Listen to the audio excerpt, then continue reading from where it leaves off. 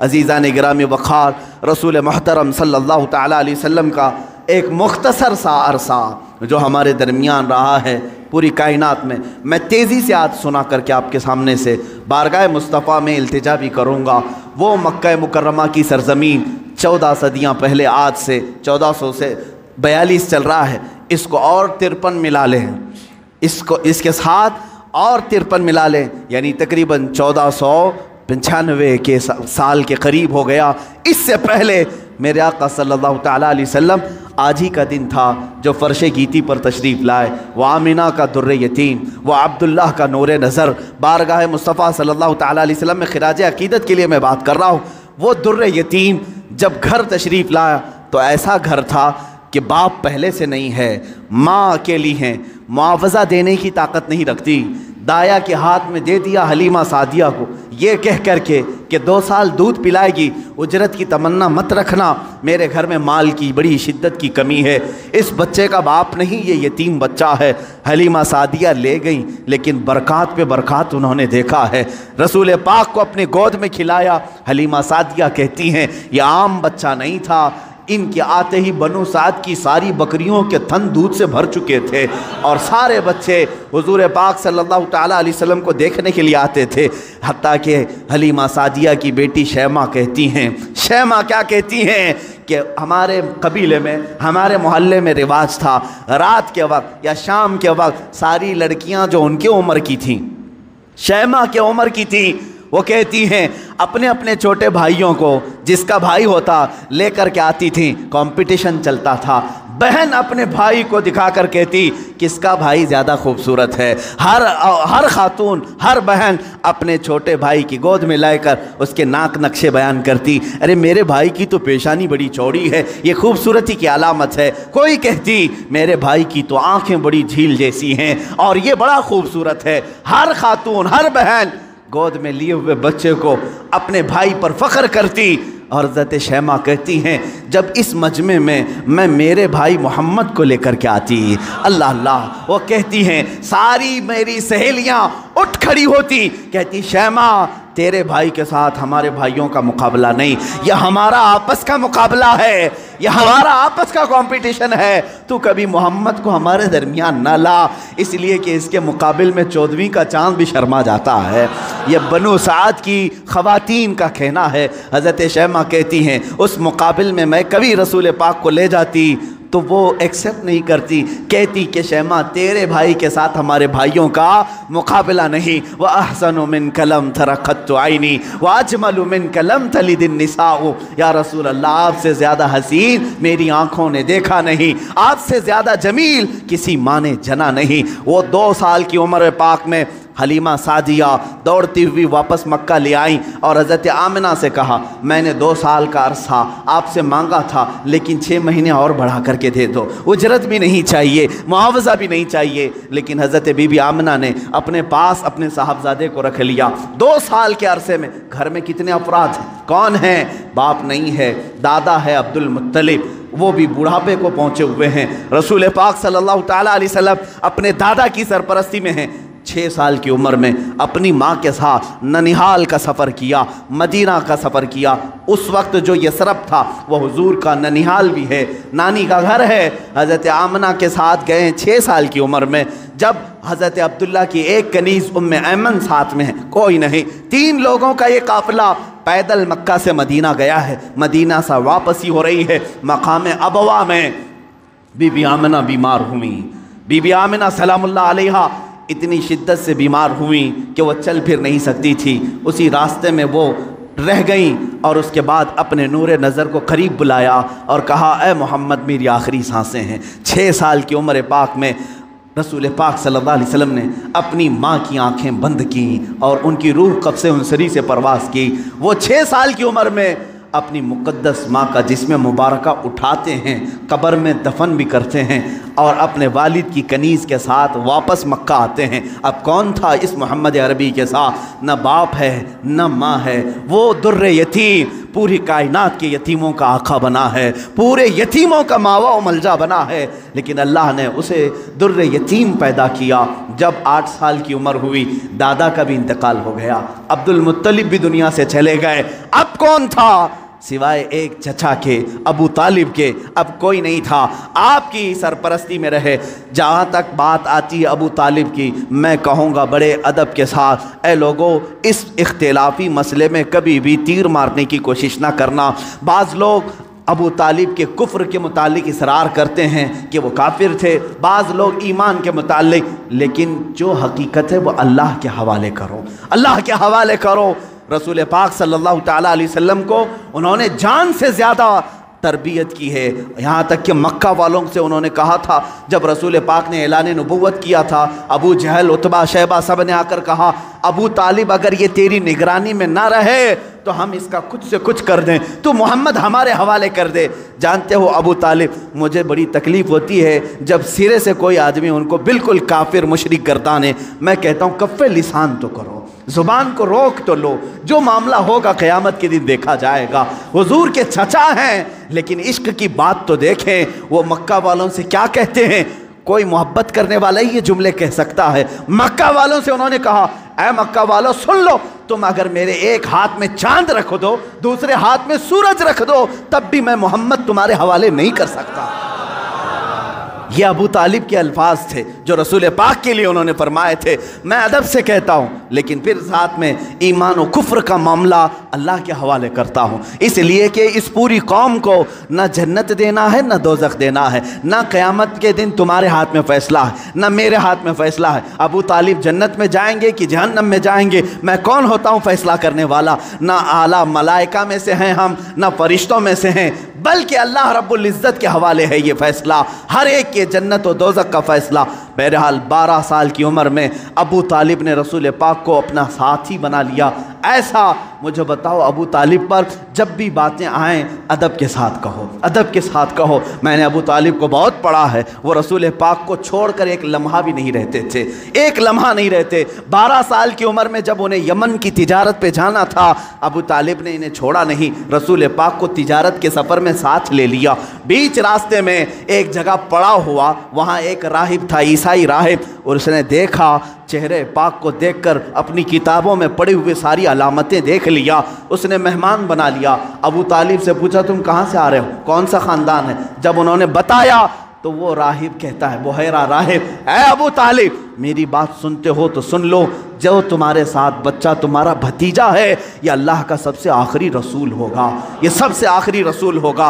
तुम जा रहे हो शाम या यमन, वहाँ यहूदी इसके जानी दुश्मन होंगे, वो बच्चे को मार डालेंगे, कत्ल करेंगे, लिहाजा तुम अपनी तिजारत का सामान यहीं बेच दो और वापस मक्का ले जाओ। अबू तालिब ने सिर्फ रसूल पाक की जान की हिफाजत के लिए पूरा तिजारत का काफिला वहाँ बेच दिया, वापस मक्का तशरीफ़ लाए। अबू तालिब ने 25 साल की उम्र तक रसूल पाक की ऐसी तरबियत करते रहे। मेरे आका सल्लल्लाहु ताला अलैहि वसल्लम की परवरिश में उन्होंने कोई फिरोगुज़ाश नहीं किया, कुछ नहीं छोड़ा। जब आपकी उम्र 25 साल की हुई, मेरे आका की शादी की उम्र है, ये शादी की उम्र है, रसूल पाक को सामने से पैगाम आया बीबी खदीजतुल कुबरा का, जो मक्का की ताहिरा थी। लोग कहते होंगे मालदार से शादी किया, बल्कि आपको ये मालूम नहीं, पूरे मक्का में हज़रत खदीजा का एक लक़ब मशहूर था, ताहिरा उनको कहा जाता था। हुजूर के पास जब उनका पैगाम निकाह आया, आपने एक्सेप्ट किया। आप सोचें, 25 साल की उम्र में 40 साल की खातून से निकाह करने वाला सिर्फ औरतों का दिलदादा नहीं हो सकता, वो भी बेवा औरत। 2 शोहर उन्हें उनके हो चुके थे, इससे पहले इंतकाल कर चुके थे। तीसरे शोहर मेरे आका हैं, रसूल पाक सल्लल्लाहु ताला अलैहि वसल्लम की शादी हो रही है। शादी का जो खुतबा निकाह है कोई और नहीं, अबू तालिब ही पढ़ रहे हैं। अबू तालिब ने खुतबा पढ़ा, खुतबे के अल्फाज भी देखें, कहीं एक शिरक नहीं, कहीं एक कुफ्र नहीं, बल्कि अल्लाह की हम्द व सना है, रब्बे ज़ुल जलाल की तारीफ़ व तौसीफ़ है। उसके बाद रसूल पाक की तारीफ़ भी उस खुतबे में मौजूद है, वो खुतबा आज भी मौजूद है, किताबों में लिखा हुआ है। अबू तालिब ने जो रसूल पाक के निकाह में खुतबा पढ़ा था, कोई और नहीं पढ़ा, चचा ने खुतबा पढ़ा। और उसके बाद मोहम्मद सल्लल्लाहु ताला अलैहि वसल्लम की का नाम लेते हुए फिर सारे मजमे में कहा, ये मेरा अजीज़ जान भतीजा मोहम्मद है, इससे ज़्यादा शरीफ पूरे मक्का में तुम ला नहीं सकोगे, इससे ज़्यादा हसीन तुम पूरे अरब में ला नहीं सकोगे। उसके बाद कहा, मोहम्मद का जो महर तय पाता है वो अबू तालिब के माल से जाएगा। खदीजतुल कुबरा को जो महर दिया गया रसूल पाक का, वो भी अबू तालिब के माल से दिया गया है, रसूल पाक के उस चचा के माल से। अब ये ज़िंदगी है पाक, अज़दवाजी ज़िंदगी है। मेरे आका सैयदा खदीजा के साथ 25 साल गुजारते हैं। 50 साल की उम्र मुबारक जब मेरे आका की हुई, यानी 40 साल की उम्र पाक जब थी, तब अल्लाह ताला ने आपको हुक्म दिया, ए रसूल आप ऐलान कर दें मैं अल्लाह का आखिरी रसूल हूँ, बुतों की इबादत छोड़ दो, एक खुदा की इबादत की तरफ आओ। ये हुजूर की 40 साल ज़िंदगी में जो इनकलाब आया, अब मक्का वालों की यहाँ से सितम ज़रीफ़ियाँ शुरू हुई।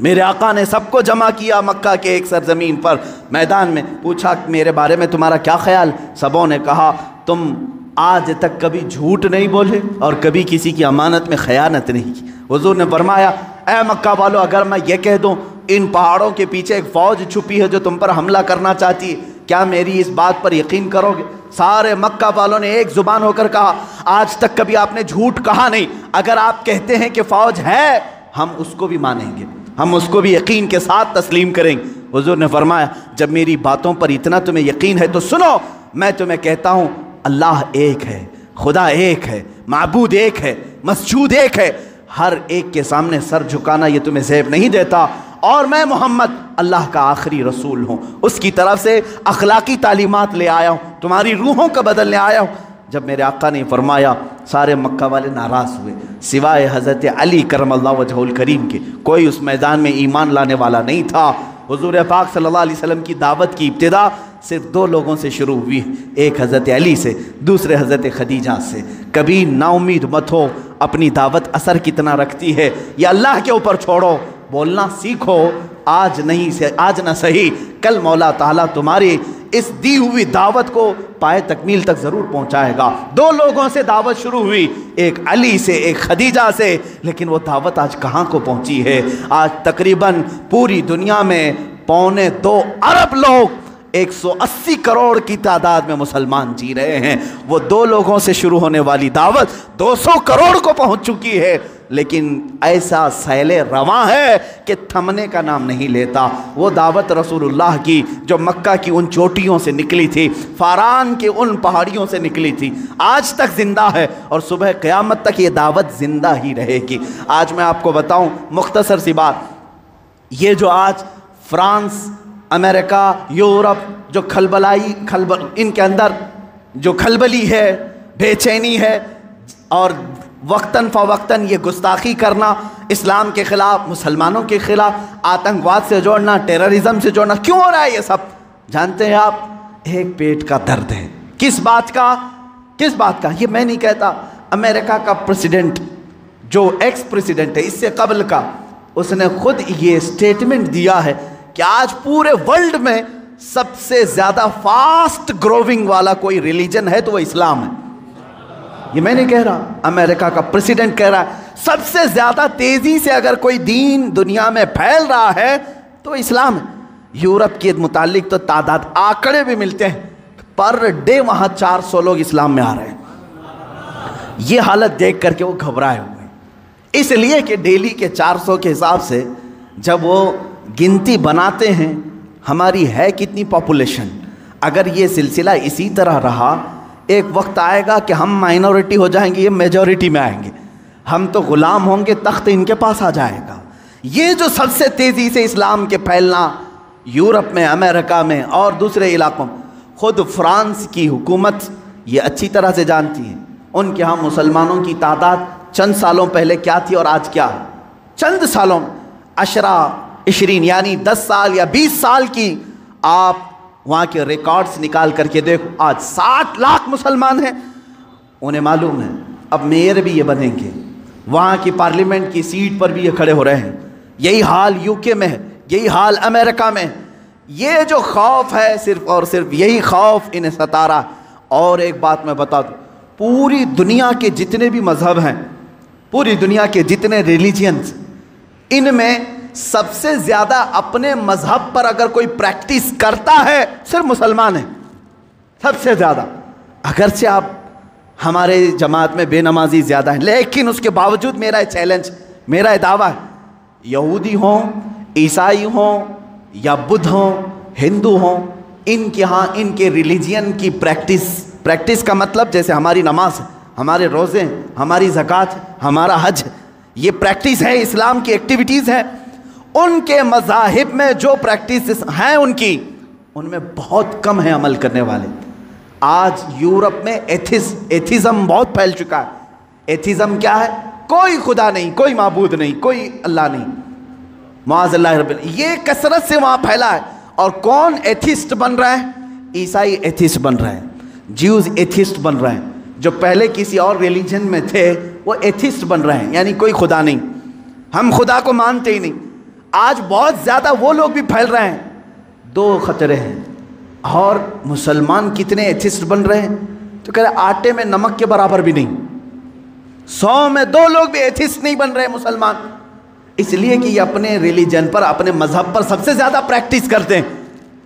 दूसरों के यहाँ हफ्ते में 1 बार इबादत है, लेकिन मुसलमान के यहाँ दिन में 5 मरतबा है। ये अज़ान सुनता ही रहता है, सजदे करता ही रहता है। इस्लाम ने एक दिन भी इसे छुट्टी नहीं दी। हमारे हफ्तों में कोई संडे नहीं आता नमाज का, कोई ऐसी चीज़, हत्ता कि बीमार के लिए भी छुट्टी नहीं दी। सबसे ज़्यादा अपनी प्रैक्टिस जो करता है, मिसाल के तौर पर आपको अकली तौर पर मैं समझाने के लिए कहूँगा, जो बंदा जिम करता है उसे मालूम है डेली अगर वर्कआउट जारी है तो उसका जिस्म सलामत है। चंद दिन अगर छोड़ देगा तो इधर उधर फैल जाएगा। होता ही यही, सबको मालूम। जो सबसे ज़्यादा प्रैक्टिस करता रहता है वो अपनी फील्ड पर जमा रहता है। तो जो मुसलमान नमाजों के साथ हैं, ज़कात के साथ हैं, रोज़े हर साल हैं इनके, ज़कात हर साल हैं, 1000 रुकावटें आएँ, साल में 40 लाख का मजमा अरफात में फिर भी जमा होता है। तो ये जो इस्लाम की प्रैक्टिस है मुसलमानों की, ये खलबली मचा रहे हैं। दूसरे किसी रिलीजन में इस कदर अमल नहीं देखा जाता, और एथिस्ट भी ये नहीं बन रहे। उनके जो हैं वो छोड़ के जा रहे हैं, या तो इस्लाम में जा रहे हैं या एथिस्ट हो रहे हैं।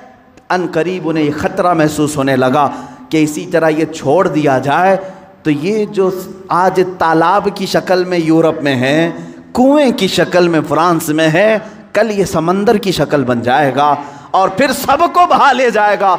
इसलिए चाहते हैं कभी इनके नबी के कार्टून बनाओ, कभी कुरान पर हमला करो, कभी इस्लाम पर, और लोगों को दहशतगर्द बना करके इनके खिलाफ गम और गुस्सा आम लोगों में डालो। लेकिन हो नहीं रहा है, ऐसे हो नहीं रहा है। बाज़ मुसलमान चेहरे ये पकड़ते हैं, जैसे उसामा बिन लादेन को पकड़ा और पूरी दुनिया में बताने की कोशिश की दाढ़ी वाला, अमामे वाला आतंकवाद होता है, टेररिस्ट होता है। लेकिन हैरत की बात है, आपको मैं बताऊं, 9/11 के बाद, 2001 के बाद अमेरिका की हिस्ट्री में देखा गया, इससे 100 साल पहले, 100 साल के रिकॉर्ड में उतने मुसलमान नहीं हुए थे जो 10 साल के अंदर हुए। 10 साल के अंदर हुए इतनी तेजी। जब बार बार कहा गया आतंकवाद है, ये आतंकवाद है, तो बेचारे जो कभी इस्लाम को जानते नहीं थे, उन्होंने कुरान उठाना शुरू किया, सीरत मुस्तफ़ा पढ़ना शुरू किया। देखते तो हैं सही, क्या कुरान हकीकत में टेररिज्म सिखाता है? क्या मोहम्मद आतंकवाद सिखाते थे?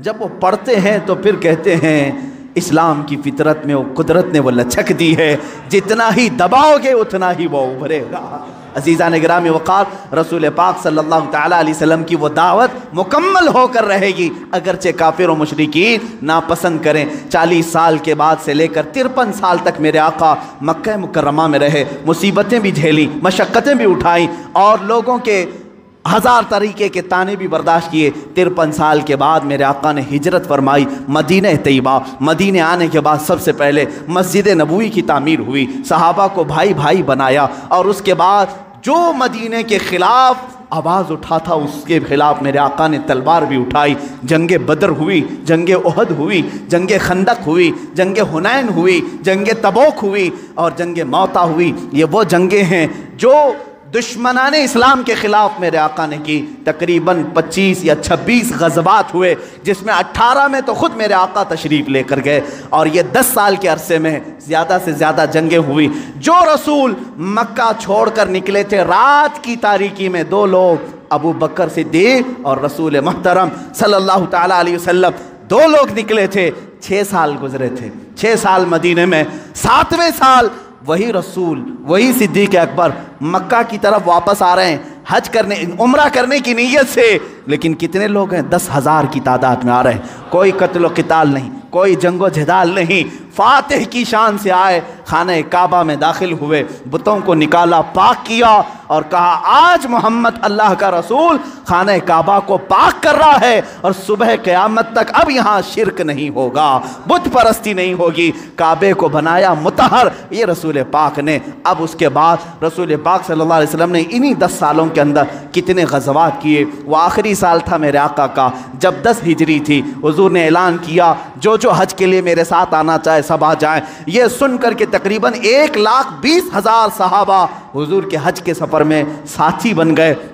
मेरे आका तशरीफ़ लाए मक्का मुकर्रमा। यह हुजूर का आखिरी हज था जिसमें खुतबतुल विदा, हुजूर सल्लल्लाहु तआला अलैहि वसल्लम ने हज्जतुल विदा का खुतबा दिया, आखिरी खुतबा दिया। वो आखिरी खुतबा पूरे दुनिया वालों के लिए दस्तूर है, एक लॉ है, एक ऐसे कवानीन से जमा किया है। उसी में हुजूर ने औरतों के हुकूक बयान किए, बच्चों के, बूढ़ों के, मजदूरों के, गरीबों के, पड़ोसियों के, हर एक के हुकूक उस एक खुतबे में मेरे आका ने बयान किया। हराम माल से बचने की तलकीन की, सूद से बचने की तलकीन की और फिर घमंड तकब्बुर करने से बचाया। हुजूर ने फरमाया तुम सब आदम की औलाद हो, एक दूसरे पर फ़ख्र ना करो, काला गोरे पर, गोरा काले पर, अमीर गरीब पर, गरीब अमीर पर, बल्कि मेरे आका ने फरमाया तक़वा जिसके पास है वो अल्लाह के नज़दीक मोहतरम है। यह आखिरी खुतबा हुआ। उसी खुतबे के बाद मेरे आका ने अपने सहाबा से कहा अल्लाह ने अपने बंदे को इख्तियार दिया है कि दुनिया चाहे तो दुनिया ले लो या अपने रब के पास जो चाहे वो ले लो। उस बंदे ने अल्लाह के पास रहने को कबूल कर लिया है। ये बातें थी जो इशारा दिया मेरे आका ने कि अब रसूल पाक ज़्यादा दिन तक उनके साथ ना रहेंगे। मुहर्रम का महीना था जब मेरे आका पलटे मदीना तैयबा, बीमारी ने जकड़ लिया, सफ़र का महीना पूरे अलालत में गुजरा।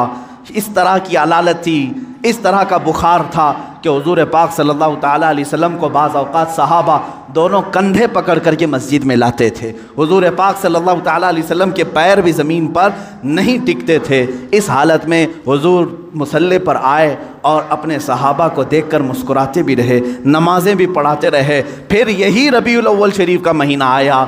ये 11वीं हिजरी थी जब 12 रबीउल अव्वल थी। बाज़ रिवायात में 13 रबीउल अव्वल है, यानी कल आने वाला जो दिन है। अल्लाह के हबीब सल्लल्लाहु ताला अलैहि वसल्लम ने सबको जो वसीयतें करनी थी वो वसीयतें फरमाई। माँ आयशा सिद्दीक़ा के हुजरे में आराम करते रहे। अल्लाह के नबी सल्लल्लाहु ताला अलैहि वसल्लम को बुखार शिद्दत का था, बार बार मिसवाक तलब करते थे या पानी के छींटे चेहरे पर मारते थे और फिर कहते थे ये सकरात, ये नज़ा का वक्त कितना शदीद होता है, कितना शदीद होता है। माँ आयशा कहती हैं अचानक मैंने देखा दरवाज़े पर किसी की दस्तक हो रही है। मैंने कहा अल्लाह के रसूल आराम कर रहे हैं। हुजूर ने फरमाया आयशा वो कोई और नहीं मलकुल मौत इज़राइल है, वो किसी के आने के लिए इजाज़त नहीं मांगता, आज मुझसे इजाज़त ले रहा है, इसके बाद फिर किसी से नहीं लेगा। मलकुल मौत हुजरे पाक में दाखिल हुए। हुजूर पाक सल्लल्लाहु ताला अलैहि वसल्लम माँ आयशा सिद्दीक़ा के जानू पर सर रख कर आराम कर रहे हैं।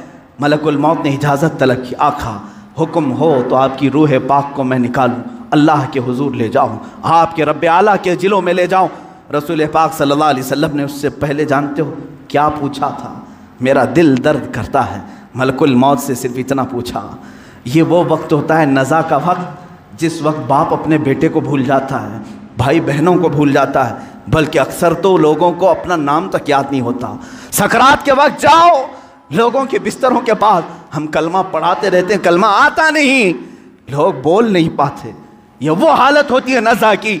लेकिन उस वक्त मेरे आका सल्लल्लाहु अलैहि वसल्लम मलकुल मौत से यूँ कहते हैं, ऐ इज़राइल ये जो नज़ा का दर्द है, क्या ये दर्द मेरी उम्मत को भी दिया जाएगा? क्या ये सकरात का दर्द मेरी उम्मत को भी दिया जाएगा? मलकुल मौत ने कहा मौत से पहले हर एक को सकरात से गुजारा जाएगा। मेरे आका रो पड़े, वाह उम्मती ही, वाह उम्मती ही, है अल्लाह मेरी उम्मत, है अल्लाह मेरी उम्मत, क्या वो नज़ा और सकरात को बर्दाश्त कर पाएगी? रब ताला ने हुक्म दिया, है हबीब आप गम न करें, आप अपने उम्मतियों को ये बशारत दें कि जो हर नमाज के बाद आयतल कुर्सी पढ़ता रहे हैं वो दुनिया में रहेगा, उसकी रूह अल्लाह फरमाता है मैं खुद कब्ज़ करूँगा, उसे एहसास ना हो। रसूल पाक सल्लल्लाहु ताला अलैहि वसल्लम हज़रत आयशा से बात कर ही रहे थे, आखिरी जुमले मेरे आका के, अस्सलात अस्सलात, नमाज नमाज, और तुम्हारे हाथों के नीचे जो मजदूर हैं उनका ख्याल करो। इतना कहा और हुजूर पाक ने हमेशा के लिए अपनी आंखें बंद कर ली। मेरे आका के लबहाए मुबारक बंद हो चुके थे। हज़रत आयशा कहती हैं मैं बात करती रही, मैं बात करती रही, मैं ये सोच रही थी कि हुजूर अब बोलेंगे, तब बोलेंगे। काफ़ी इंतज़ार के बाद भी हुजूर बोल नहीं रहे थे। अब वो कभी नहीं बोलने वाले थे ज़ाहिरी अल्फाज। अचानक अबू बकर सिद्दीक हुजरे में आए। हज़रत आयशा बातें कर रही थी। हज़रत अबू बकर सिद्दीक ने देखा, पेशानी मुबारका को बोसा दिया और इन्ना लिल्लाहि व इन्ना इलैहि राजिऊन पढ़ा। हज़रत आयशा ने पूछा क्या हुआ बजान? कहा बेटी तुझे मालूम नहीं, तुम्हारे सरताज, तुम्हारे रफ़ीक़ हयात, हम सब के आका व मौला अपने रब्बे आला के हुजूर जा चुके। हज़रत आयशा कहती हैं पहली मर्तबा मैंने किसी को अपने सामने रूह कब्ज़ होते देखा। मैं तो ये महसूस कर रही थी कि हुजूर बुखार की वजह से चुप हैं, फिर बोलेंगे। सैयदा कायनात फ़ातिमतुज़ ज़हरा सलामुल्लाह अलैहा आई। वो ख़ानदान में तन्हा बाकी थी। हुजूर की सारी औलाद उनके सामने फौत हो चुकी थी। हज़रत फ़ातिमा अकेली रह गई थी। हज़रत फ़ातिमा ने हुजूर पाक के जिस्म नाज को देखा तो कहा ए बारे इलाहा, ज़िंदगी में आज से पहले या आज के बाद इससे ज़्यादा कठिन दिन मुझ पर कभी नहीं आया। फ़ातिमा पर इससे ज़्यादा बोझल दिन कभी नहीं आया। जब फ़ातिमा ने अपने अजीज़ जान बाप को अपने सामने मौत की आगोश में देख रही है।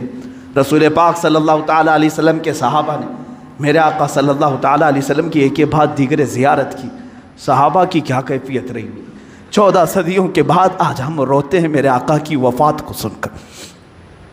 वो आफ्ताब आलम हमारे दरमियान से रूपोश हुआ, वो महताब रिसालत गुरूब अगरचे हुआ, लेकिन आज भी जब वाक़यात सुनते हैं तो रोते हैं। सहाबा की क्या कैफियत रही हुई? यही कैफियत थी। हज़रत उस्मान तो किसी से बात करना ही छोड़ चुके थे। उन्हें कोई उठाता तो उठते नहीं, बिठाता तो बैठते नहीं। हज़रत उमर का हाल ये था कि वो नंगी तलवार निकाल कर कहते खबरदार, अगर कोई कह दिया कि मेरा रसूल इंतकाल कर गया मैं उसकी गर्दन उड़ा दूंगा। मेरे हबीब का इंतकाल नहीं हुआ, वो अपने रब से मिलने के लिए गए, वापस आएंगे। हज़रत उमर मदीने में इस तरह घूम रहे थे। अज़ीज़ान गिराम वक़ार, रसूल पाक सल्लल्लाहु ताला अलैहि वसल्लम पीर के दिन इंतकाल फरमाए और बुध के दिन तक आपका जिस्म मुक़द्दस रखा गया। जमातें आती रहीं, पढ़ती रहीं, मलाइका ने जनाजा पढ़ा। बुध के दिन मेरे आका सल्लल्लाहु ताला अलैहि वसल्लम को सहाबा ने उठाया और उसी हुजरे में जहाँ माँ आयशा सिद्दीक़ा का घर था, हुजूर पाक सल्लल्लाहु अलैहि वसल्लम की कब्र मुबारका खोदी गई, लहद बनाई गई जो एल शेप में होती है, हुजूर को पसंद थी। लहद मुबारका में रखा गया। उतरने वालों में हज़रत अली भी थे, हज़रत अब्बास भी थे।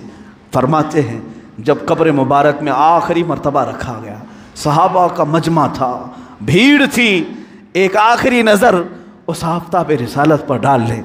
लेकिन अचानक लोगों ने देखा कब्र की तख्तियाँ बंद करने से पहले रसूल पाक के होंठ हिल रहे थे। हज़रत अब्बास कहते मैंने कान लगाया, उस वक्त रसूल पाक कह रहे थे उम्मती उम्मती रब्बिग़फ़िर लिउम्मती फ़इन्नहुम ला यअलमून। ऐ मौला मेरी उम्मत को माफ़ कर दे, वो मुझे नहीं पहचानती। ऐ अल्लाह मेरी उम्मत को माफ़ कर दे, वो मुझे नहीं पहचानती। या आखिरी जुमले कब्र अनवर में रखने के बाद रसूल पाक के ऐ उम्मतियों, क्या हमने रसूल पाक का हक़ अदा किया है? क्या हमने उनको साल में एक मरतबा याद करके ये सोचा कि उनको के रात के खड़ी हुई इबादतों का हमने सिला दे दिया? कभी नहीं हो सकेगा, कभी नहीं हो सकेगा।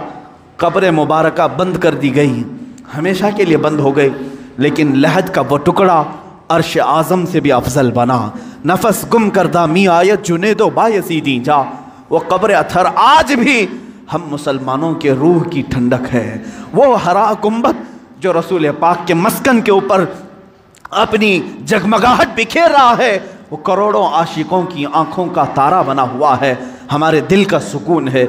ऐ मेरे अजीज़ों, आज हम जिएंगे तो इसी उम्मीद के साथ, इसी आस के साथ। मेरे आका ने आखिरी वक्त ये भी फरमाया था, जो जिससे मोहब्बत करेगा दुनिया में, क़यामत के दिन उसी के साथ उठाया जाएगा। अगर तुम आज अपने नबी पर जान और माल, अपने माँ बाप फिदा करने की बात करते हो, खौफ न करो, कल हम उठाए जाएंगे तो हमारे आका के साथ उठाए जाएंगे।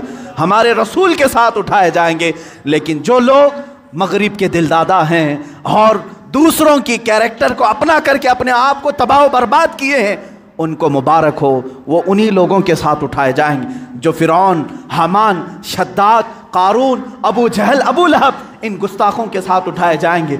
अल्लाह रब्बुल इज़्ज़त मेरे रसूल की ज़िंदगी पाक को जब तक रखा 63 साल, वो रहमत थे, और आपकी वफ़ात भी उम्मत के लिए रहमत ही है, रहमत ही है। और अल्लाह ताला उनकी बरकत से उम्मत को अजाब देने से महफूज रखा है। मेरे अजीज़ों में पैदाइश से लेकर मेरे आका की वफ़ात तक की बातें सिर्फ मुख्तसर से एक वक्त में घेरा, लेकिन हुज़ूर पाक की हकीकत तो ये है, ला युमकिनु सनाउ कमा काना हक़्क़ुहु, बादस खुदा बुज़ुर्ग तो ये किस्सा मुख्तसर, आपकी सना तो मुमकिन ही नहीं है या रसूल अल्लाह। हासिल कलाम ये है, खुदा के बाद अगर कोई मर्तबा है आका वो आपका मर्तबा है या रसूल अल्लाह। आपके दरबार में मैं ये आखिरी अल्फाज ये कहता हूँ, आज की मीलाद के दिन सरवर कहूँ कि मालिक व मौला कहूँ तुझे, बाग़े खलील का गुले ज़ैबा कहूँ तुझे, अल्लाह रे तेरे जिस्म मुनव्वर की ताबिशें, ऐ जाने जा मैं जाने तजल्ला कहूँ तुझे या रसूल अल्लाह। तेरे तो बस ऐबे तनाही से हैं बरी,